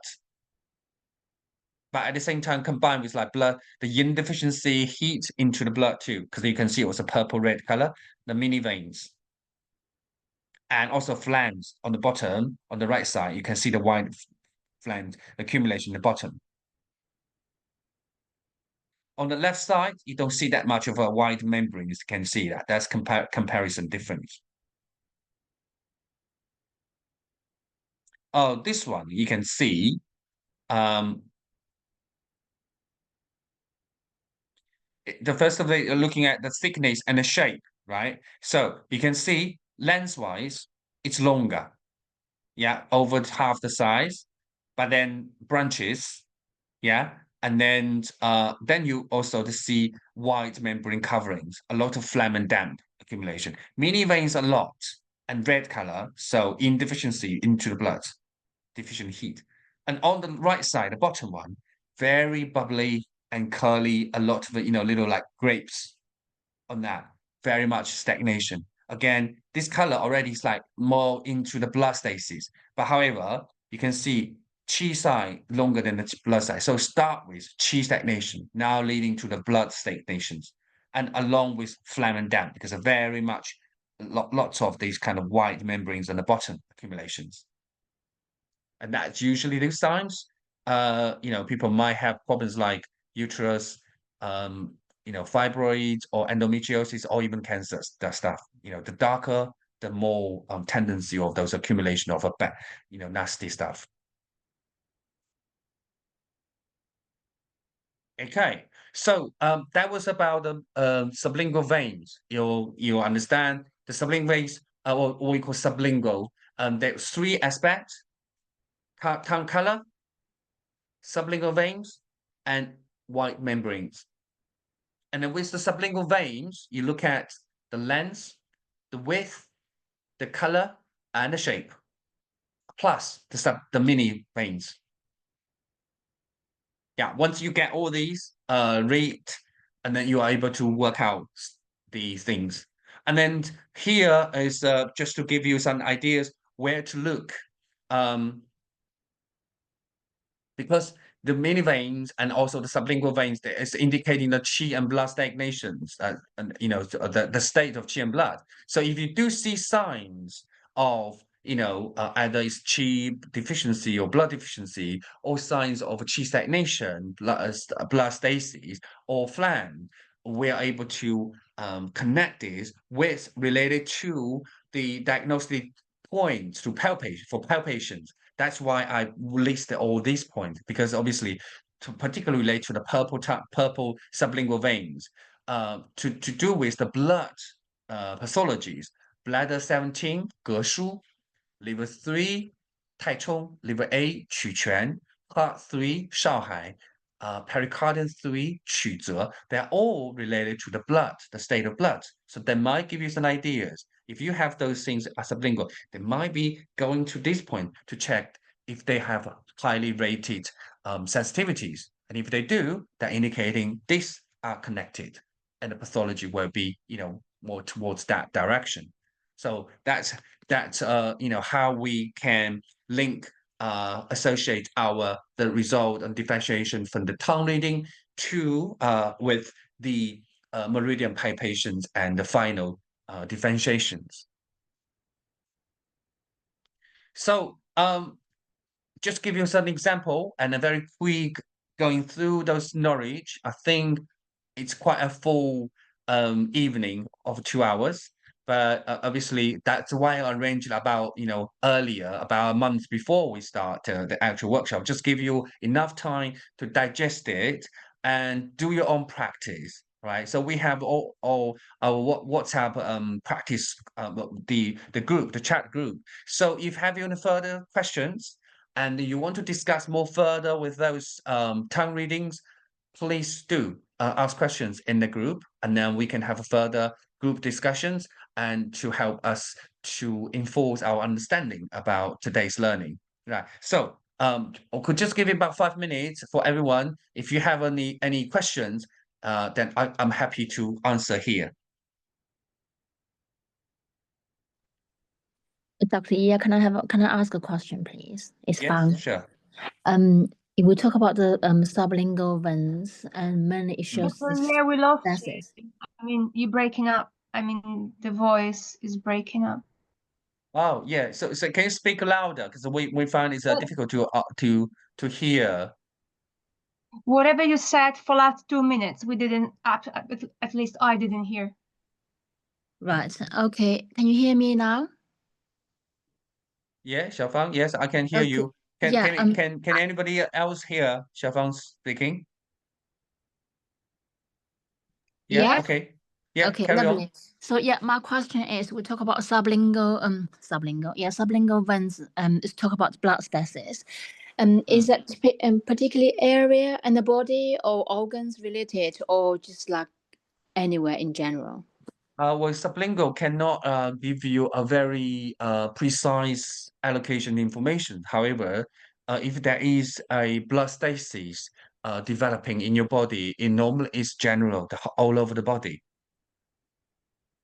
Yeah. All right. But then also, if you can combine those blood stasis sign on the front loop of the tongue, you can see those blood stasis spot showing up in specific area that normally showing more precise allocation information. Okay, so you link the sublingual veins and the front, so you will get the precise point. Yes. Yeah, Okay, that can thank give you you. some ideas. And then, if you're still not sure, we have other method, which is the Meridian palpation method. So that's why I give you, there is a blood stagnation, usually it's happen with those liver, pericardium, and heart. So you go to liver, pericardium, and heart to see if that's anything there showing on the meridian point. Okay, thank you. Yeah.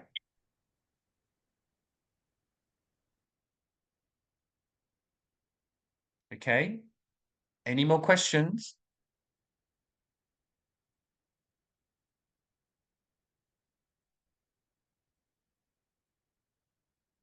So, well, everybody can have your speaker on now. So, I'm happy to answer any question because sometimes if you are speaking but your speaker's not on, I can't hear, so I won't be able to really answer.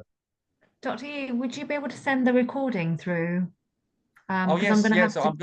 I'm going to send to the engineer, and then he will be putting on YouTube, and I will send you the link for everyone to Thank read. you. But I'm going to have Yeah. to dash now because the kids need me. But thank you so much, Dr. Yu. Thank you. Thank you. Bye, everyone. Thank you. Bye.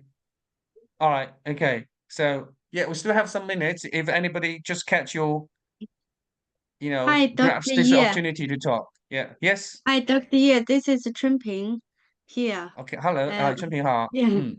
你好, very systematic, nice seminar. It's really good. Covered everything. Learning a lot. Thank you. Thank you. Just want to know sublingual under the tongue, the white membrane. Can you explain what this indicate? I'm not quite followed. Oh, the white membrane usually is not supposed to showing on the sublingual. Yeah. And when it does shows up, it appears. Usually it's an indicator of a phlegm and damp. Okay. Okay, got it. Thank you. Yeah. Phlegm and damp. So Yeah.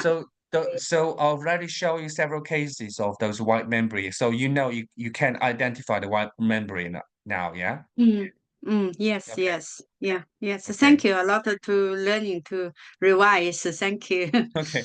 Yes, yeah. So you already had the lecture notes. You can always go back and then read, and because the time limits are, we won't be able to really go very deep. But however, give you this, and then we can do more practice, and will help to enforce your understanding more Yes, true. Thank you. at the workshop next month. Yeah. Okay, Bilgi, do you have any questions? No, can you hear me? Yeah, okay, just a bit distant. Yes, it's just that yeah, I was trying to follow a lot of information. I'll go through the notes. Yeah, well, just I think it give you time to really to digest. It is trying to really get the whole day teaching into 2 hours. That's difficult because lacking practice and lacking all those hands-on. However, we will be able to do it when we are actually at the workshop. Okay, thank you. Okay, thank you. Right, okay, so I think that's it. So we've got the full 2 hours completed. So I hope you enjoy today's lecture, and then looking forward to seeing you at the workshop next Thank you, month. Dr. Ye. Thank Yes, you. we Yeah, are don't looking forget. forward. Don't forget Thank to you. bring your homework, right? So gather one patient and do your own homework, trying to work out about with this, and then once you come to that, we can go through everyone's homework. Thank you. Thank you so Okay. much. Thank you. Thank Right. you. Bye. Thank you. Bye bye. Have a good Bye night. bye. Right.